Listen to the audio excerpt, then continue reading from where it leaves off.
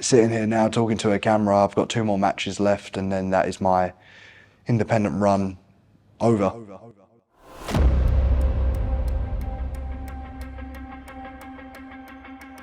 little bit nervous and a little bit like it was all hitting me, because the last 8 years of my life I've been getting on either a Japanese Airlines flight or a British Airways flight to go to Tokyo. Whether it would be a connection or whether I would be departing there, but I don't know, just a little bit strange this time around, just because it's a big change. It's something for me, a necessary tool to cut off that part of myself now in order to grow. Doesn't mean I want to do it, but I do know that it has to be done.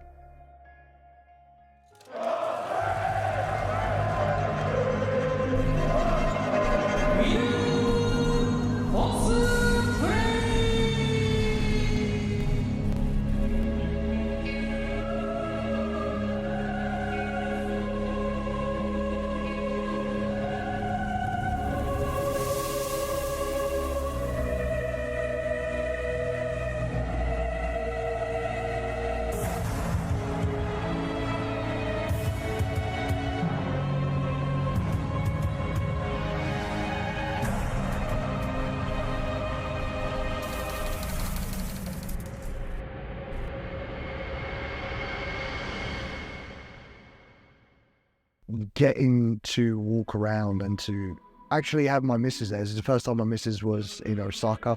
First time you guys have been in Japan as well. So like getting to show you guys some of the places that I would go to. And it's weird because I would see this as work. So I didn't really appreciate what was right in front of me for these last 8 years. So then being there, knowing that this is my last time, like I wanted to take you guys to some spots that that I enjoy, like getting to walk around Japan and showing you guys how everything works around here. It's one of the best countries that I could have ever asked for to grow up in. 22-year-old kid not really understanding a single little bit of Japanese, but they admire how hard that I did try to learn the language and learn the culture and to immerse myself in it. So to have all of that and getting to share that with people that I love is priceless. These tiny little moments where I'm not the pro wrestler Will Ospreay. I was just Billy, just walking around in Osaka. Okay. You okay? Daijoubu. What's going on, man? It's okay. Are you okay? Are you okay? Okay. Thank you. I love you. I love you too, my love baby. You okay? I saw how Okada was, and because he not exactly cut off his meet and greets, but because he did so little, the demand was greater, and that way it was almost like it meant more when fans like met me, I guess. So I cut that off, and I'll be honest, I lost my confidence in doing that. I didn't really want to. I just wanted my space. I wanted just to be a pro wrestler and wrestle, and that was it. So realizing that this was going to be my last time that I actually get to say like thank you in a way, like getting that moment with them and hearing everybody's story, I don't think I fully appreciated every little bit of support I got, because it became routine. And it was only when that line went on for ages. I think I was there for like 3 or 4 hours maybe, and then meeting everyone, shaking everybody's hand and saying thank you so much for being along this journey and thank you for your support. I wish I could put it into better words, but it means so much to me that I had that support and I had that network of people that just, I was like the adopted son in Japan. They could see how much it meant to me being in New Japan by just the caliber of matches that I did. And the tattoo that is on my arm now of Ryogoku and the 4 dates that's around it. Like I used to live out there, man. Like that's why I did it, man. That's why I did it for the last time. And RA was one of the first guys that I met when I first came into New Japan. He was a young boy. Actually, like we met each other in England, just a guy to talk to. He's always picked me up whenever I was a little bit sad. He's one of the toughest men that I've known and one of the kindest human beings I've ever met.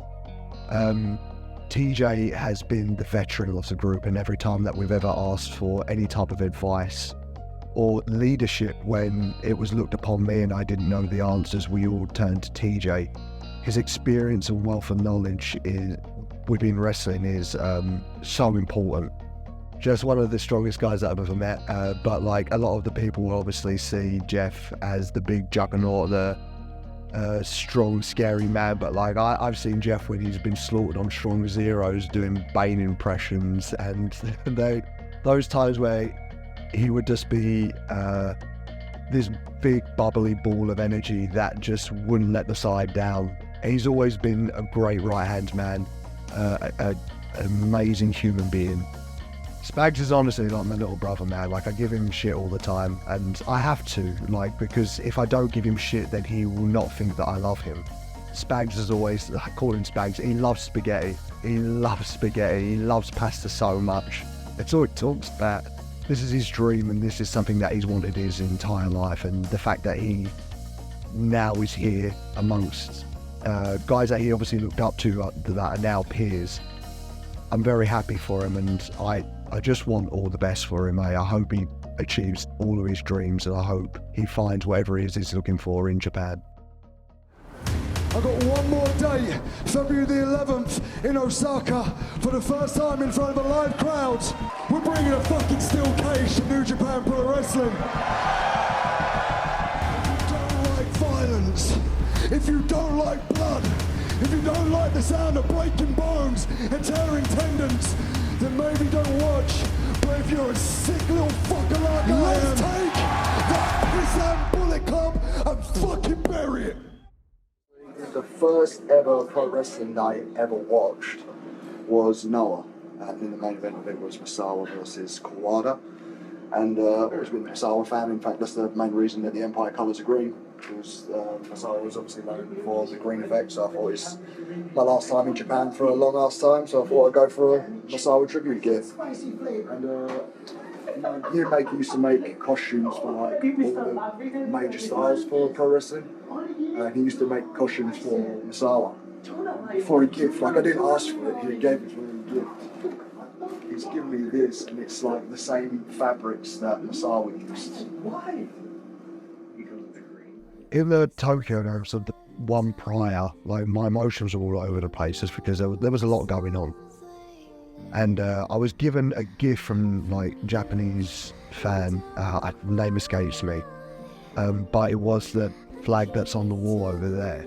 It completely broke me, and like, she was there to like pick me up and just like give me a big hug, and like, she's like such a vital part of me, like growing up and finding out who I am as a man right now. Like, I feel like without her I was a little bit, I was going in one direction or the other. Like, I wasn't staying on the train lines if we're gonna go down that route. But for her to be there at a real pivotal point in my career where I was leaving a place that realistically I didn't want to leave, but I knew I had to leave. But like, I don't think I'd be strong enough to do it without her ringside, because that's what a girl means to me, man. Like, it is just, it's so important to have the people that you love there on like extremely important moments, and then nothing was more important to me that night. Do you know what I mean? Just, I can't think of anything right now that was more important to have my missus attend. And he's always tried to explain to me, oh, you know, the sponsor meals, and I never really understood, and like how good friends he makes with them, and seeing how loved he is out there, even by like the sponsors. Like, they were in tears when he left, and they'd made him photo albums and they'd give him gifts. Like, it's crazy to see how loved he is out there, not just by the fans. Like, you'd think it would just go as far as that, but seeing like he's made a whole separate life out there. So seeing him on his last day there, having not seen all the time before, it is just like, shit, like, this is really a whole piece of himself that he's leaving behind. So I can only imagine the type of emotions he must have been going through, like leaving Japan for the last time.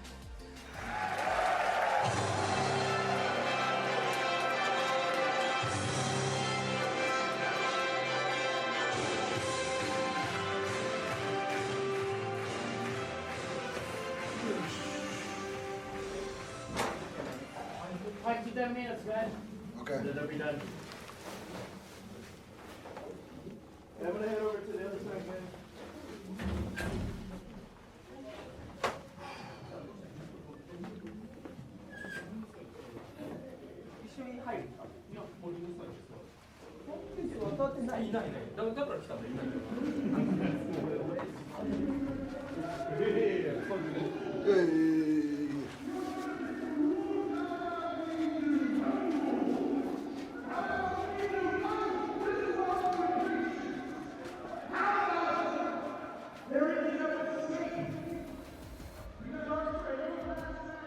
And then for it all to culminate, usually in Japan, it's more traditional to kind of like leave it on like a one-on-one singles note, but I've never done anything traditional.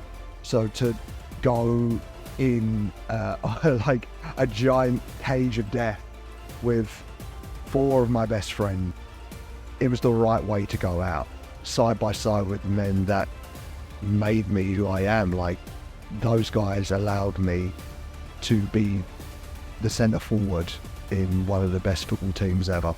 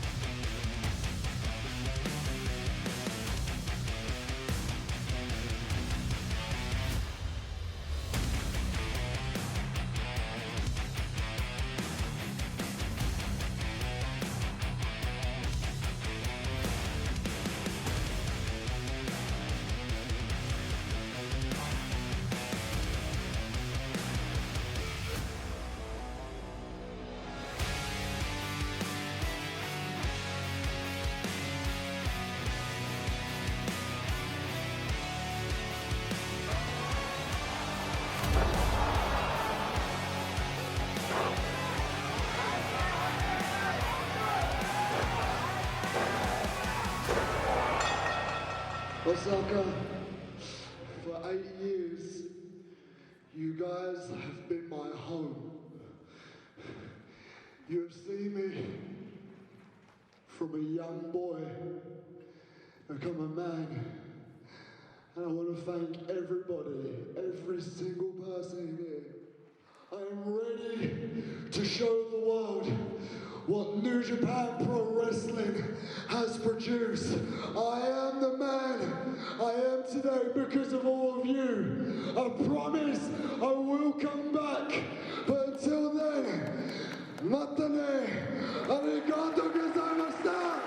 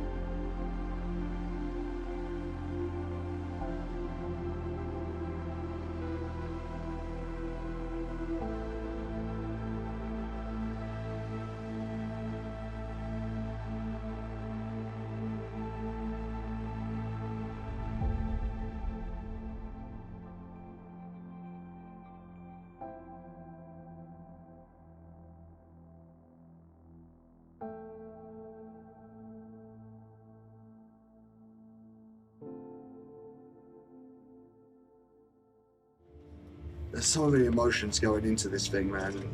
all I've just been doing is just saying goodbye to people that I've grown up alongside. And it's weird, it just feels like I'm cutting off a piece of myself in order to grow. And I know this is the right move to do, trust me, I know. When it comes to the balance, right? I am now in a position where I am a parent. I have an amazing missus that you guys all met out there. It's covered in my blood now. She's probably not going to be happy about that. And it's not with a heavy heart, man. I signed my deal with AEW and I'm allowed to come back and do New Japan matches. But I don't know when that's going to be. But I promise you, man, I promise you guys I'm fucking everything that I am as a man. I will be back. I promise you all, I will be back. I can't express this enough. I love you guys.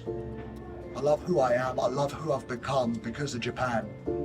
I've learned etiquette. I've learned manners. I've fallen down on my knees in front of you all and I've picked myself up and I'm allowed to work to prove myself time and time again. This is not the traditional way that I would ever go out, but I am not a traditional person at all. I have broken every boundary, every rule under the book. When everyone asked me to go right, I went left and I somehow ended up here. I am honoured and I am proud to say that I am a product of New Japan Pro Wrestling. It will stay with me until the day that I die. This feeling, this adrenaline, learning how to fight with you guys, to be next to all of you guys, I love you. It was incredible. Thank you all so much for your time. Thank you for allowing me to grow up in front of all of you guys. I love you all so fucking much, eh? It's not goodbye, alright? So see you later. I don't know. If I can ask one favour before I go off, man. There's a young boy called Callum Newman. I've never, I've got like brothers, but I've never looked up to any of them apart from him. And he kept me in school. He made sure I was like doing my exams, even with wrestling him and back and forth, and make sure I was behaving at home with mum and dad. And he like pulled my mum and dad at the Brixton one and said if he quits, he's an idiot. And because I went up to him that day and I said, thanks for everything. This is my last training session. You've made it wonderful. Thank you.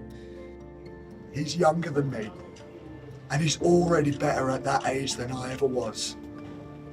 My fear is, look, we're kind of the same person. There are going to be times when he's going to make mistakes, and it's down to you guys to do the exact same thing that you guys done with me and pick him back up again. I feel a responsibility to him, so I beg you all, like, help him all you can. Yeah. And me now pretty much living here. I'm gonna miss the bastard, but yeah. Yeah, I'm gonna start crying.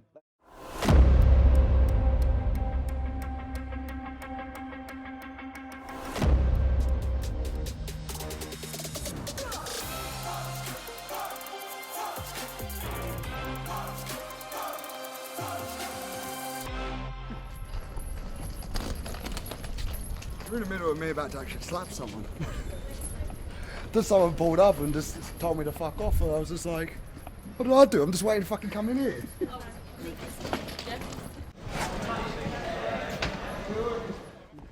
Yeah, looking forward to this, like, kind of being done now. Like, yeah, it's a good way to go out. This is it now. Like, there's no more indie shows for him, and that's basically been such a big part of him. No matter where he's gone to in other parts of the world, he's always made it such a priority to stay in the UK and make time for the indies.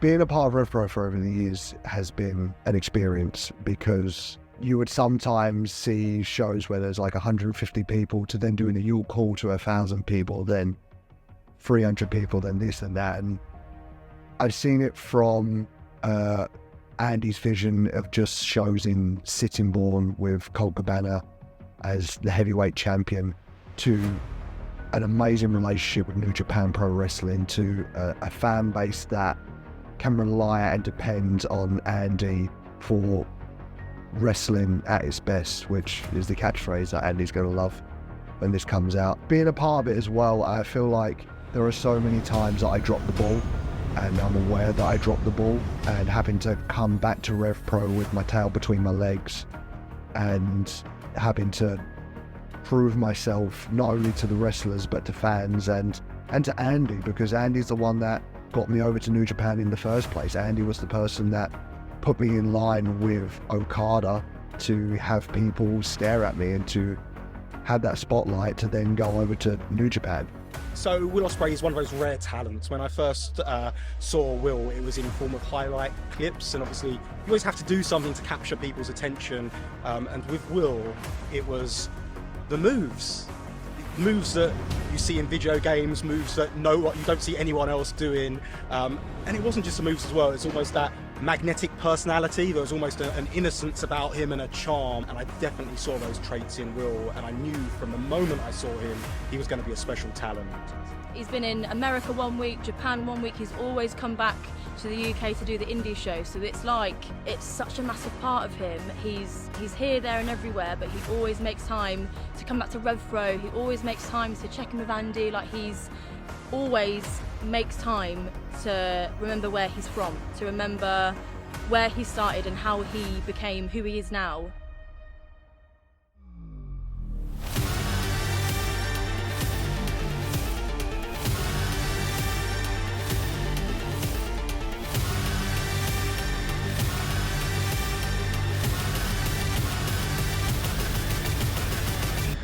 If it's like the newer ones first, because then I think they're more recognisable right now. The front. Yeah, I'm fine with that. The older ones just in the short walk and there. So it makes a bigger deal with the newer ones. So the older ones, on. then I'm going to need like the more slimmer lads, just because like this is like skinny Will era. I feel like the outfits were a real necessity for me because I wanted to show how far I've evolved, because a lot of the time that I was in the UK, I feel like I was easily accessible. Like you could almost have missed an Ospreay match or two because I knew I was coming back. If there was anyone there that had followed my career from the start, I would love to have shown how far I've actually come from barely being able to afford a ring jacket, having that stitched together by somebody who didn't know wrestling, to having no real designs about it. Like I just said, like, I just want a hood, what it looked like, Assassin's Creed, but he had no design, so it would be like a red coat. Can you play Will Ospreay alternative VTR? And then afterwards finding like a pattern and find, like, it's about the maturity and it's about the evolution of my character, and to then walk through them all, acknowledging my past, going into my present, and then finishing the chapter. I thought for me it was super important to show that and to show the audience how far I have come in the, oh my God, how long have I been? 11 years, 12 years with Revolution Pro Wrestling. So it was super important for me to tell that story and to show people like how far I've come. First time that I wrestled Will was in Southampton. I finished him at referee stoppage at 28 minutes and 46 seconds, I believe it was. The second time that we met, I dictated the pace a lot better. I knew that it would be good. He thinks it's a foregone conclusion that I can never beat him. And I'm so glad that he called me out when he pulled this belt out, because I didn't think that there'd be another chance for me at Will Ospreay. As the British Heavyweight Champion, no, I don't respect him. Been held by AJ Styles, Minoru Suzuki, Tomohiro Ishii, Tanahashi, Zack Sabre Jr. The list goes on and on. The British title is everything to me. But I need to respect me. In terms of my emotions going into the match at Crystal Palace, High Stakes 2024, expectation, the weight of expectation was so heavy. I've never been more nervous in my life for anything. Just make sure the match is good. That's the best you can aim for. Just make sure the match is also good. I wasn't as emotionally attached that I was with Japan, because Japan is like, my visa for Japan gets cut in half now. Like I can't go back, so I have to apply for a brand new visa. With England, it was kind of more like this was my swan song, and if this is the last one that I'm gonna do, I need to be laser focused. I can't allow the crowd to dictate. Even though like I acknowledged them, I didn't want them to dictate how I envisioned the story and how I envisioned the match. So surprisingly, I was very calm. I was very much in the zone, and just looking forward to going out there and putting on one of the best showcases that I could physically do.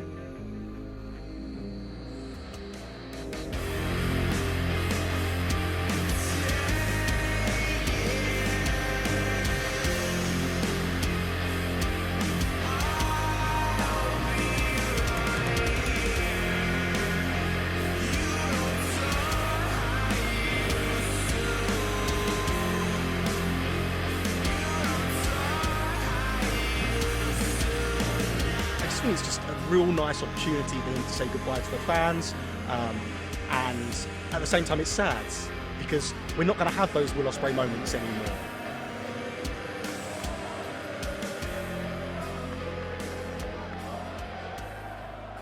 I remember the crowd being extremely happy to see me, and at first I remember people booing Michael.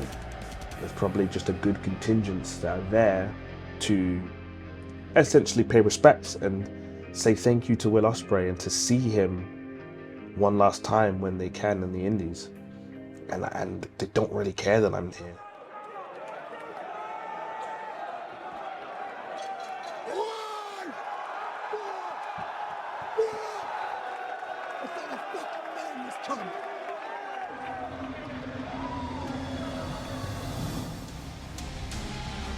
I know what I've got to do. Like I've got to be vicious, and I've got to be a little bit sick and twisted at points. So I had to let those people know that I am someone. I'm not just a body, that I am also my own entity, and I'm someone that they should be paying attention to.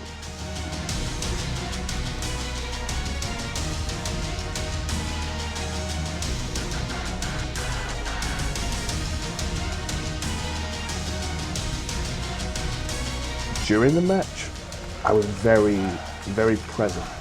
By that I mean, I was able to listen to the crowd.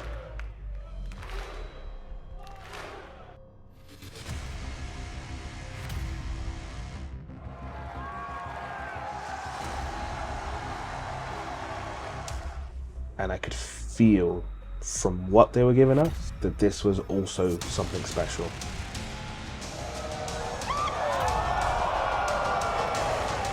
I remember having my fingernails like inside his cut, and I remember like pulling it open a little bit more, and like you just take that clip just in itself, like that's a little bit of a fucking sick bastard.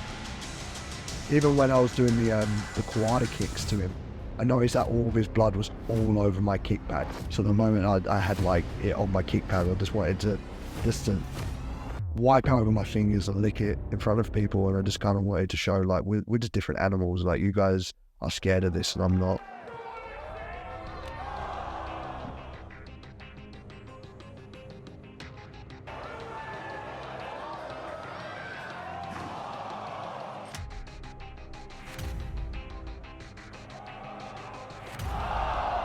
Michael was on the apron, and I remember passing the towel to Amira saying like, you can finish this if you want to, and putting some fresh blood on there just for her.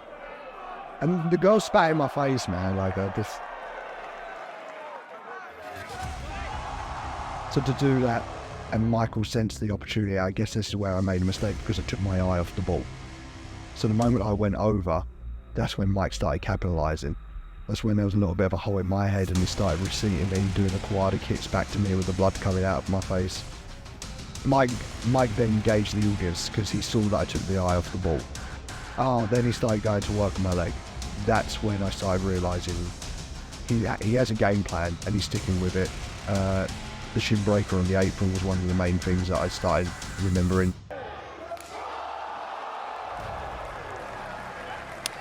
Even doing the tiger flip off of his chest and landing on my feet and blowing my knee completely out. but knowing when he grabbed that dragon screw that I needed to capitalize, and taking the brunt of that force and hitting a double stomp and continuously picking up this pace and picking up the speed.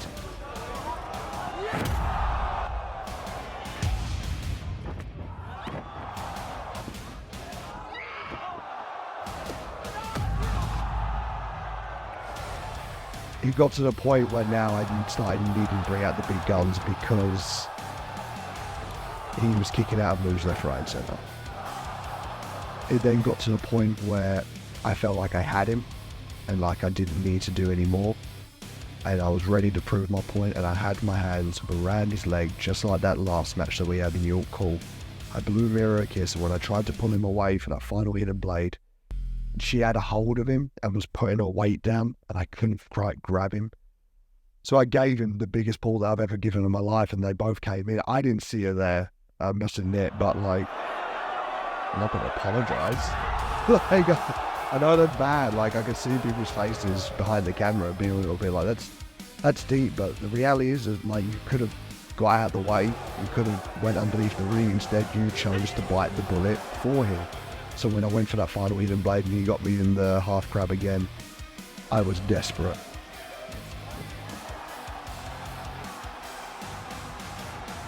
I felt my heel going towards, like past my back, and I was in agony. And I felt him bridging back, and I just looked up and I saw his stupid hair. And I grabbed it, I called him down, and I hit the Tiger Driver 91, which is one of the most dangerous moves in wrestling. So when his arms were down, his head was exposed, I hit the hidden blade, and I honestly thought it was over. I picked him up and hit that Stormbreaker. I couldn't believe it. When he kicked out, I was blown away. And no one kicks out, ever. I can't remember a time where I've hit the Tiger Driver, a hidden blade, and a Stormbreaker, and he kicked out. So that's when I know I needed to take the elbow pad off, and he needed to be bone on bone, and that hurts me. That hurts me, swinging my arm, bone to bone.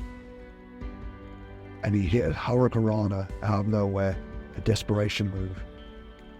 And strangely, I smile when I say this next, but I remember going for a hidden blade and he come round into a tombstone position, thinking I could just drop to my knees. He pushed up and flew me down and hit Mad Kurt's Sega Mega Driver. And there's a part of me that smiles when I say that, because it's almost like my weakness. I remember when Mad Kurt hit it on me when we wrestled. So that to have him hit that, followed by his two frog splashes, and I still had enough in me just to kick out, but it was just when he had that half crab on. I'm a man, I admit when I'm wrong, I admit when I'm beat, more importantly. To have all those moments, to crawl over to that rope to see Mira there, to be received with the bird flipping, to be dragged back into the middle, and to be put in one of the most horrible half crabs I've ever been put in my entire life. I can admit when it's time to pass the torch. And my time with the UK scene is now done. The very end, where there is a rapturous ovation, when I'm able to tap out Will.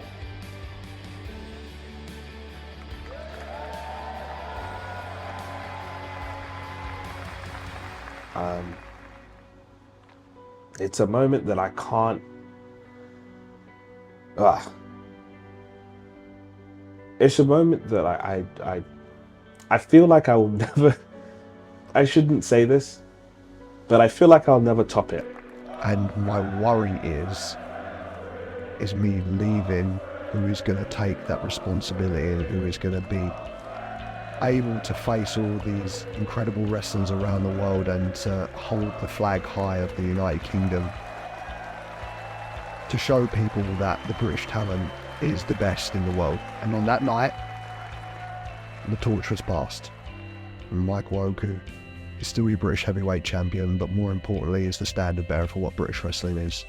But I think also for the roster, it's motivation. Who's going to step up? Who's going to be the next Will Ospreay?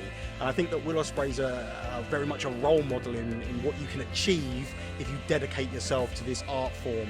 And dedication is a word that I'd describe Will with more than anything. maybe I should stop looking at it like that. Maybe I should look at getting the win over Will as the beginning of a new uphill journey. I generally hope it inspires people to really push themselves, because there is no limits when it comes to pro wrestling. Anyone can beat anybody on any given night, and that's the beautiful thing about pro wrestling. From the bottom of my fucking heart, my man, for 8 years, I have saved money, spent a lot of it. You honestly have changed my fucking life, my man.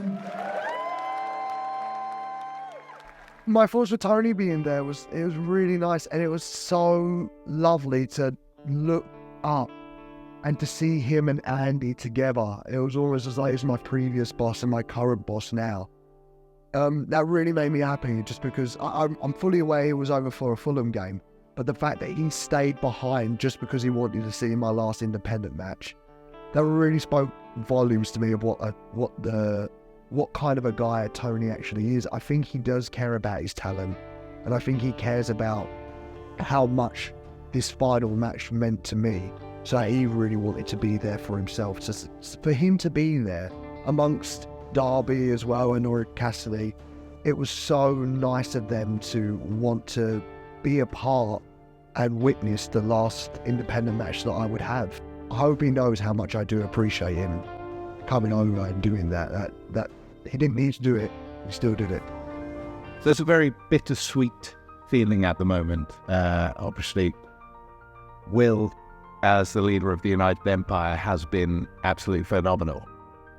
Gotta try not to learn to swear on TV. That's the hardest bit, I guess I can't do. But future-wise, I'm extremely nervous. I feel that it's time for him to show the world what we've all known. And to an extent, the world has seen it, but now it's an opportunity for him to do it week in, week out on an international basis. And it's an opportunity for him to become a superstar.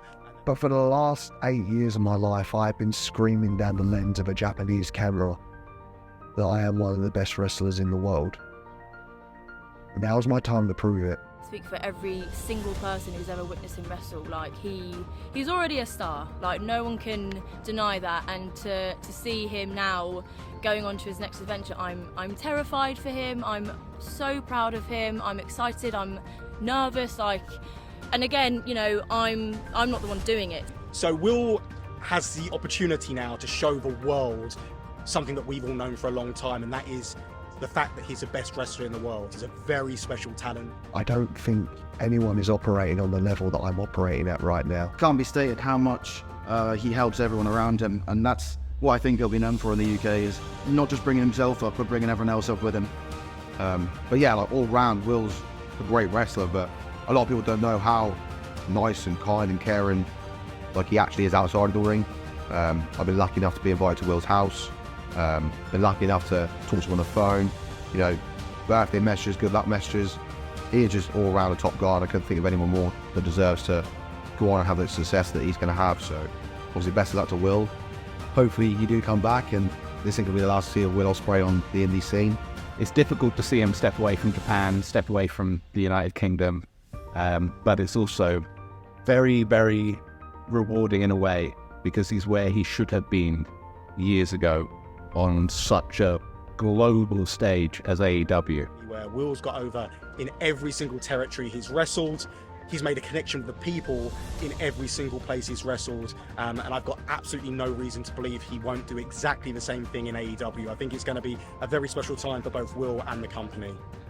I'm happy for him, and I'm happy for the fact that it means someone who is regarded by so many people as the best wrestler in the world is going to be compensated as such.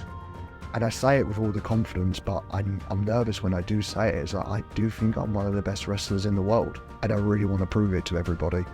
I want to prove it to my mum and dad that never believed that I could make money in this, but always had their support.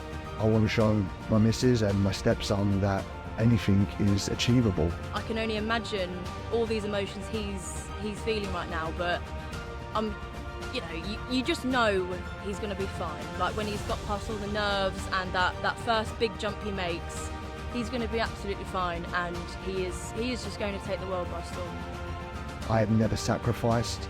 I have never compromised on who I am as a person. My priorities have always been family.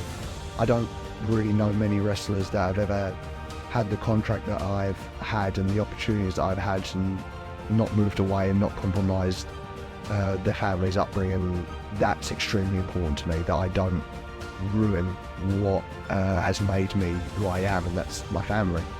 So I am nervous because there's going to be a lot of travelling. I'm nervous because the environment that I am in is very much different to what I've been doing for the last 8 years, but I am ready. I'm ready to show everybody what elite really looks like.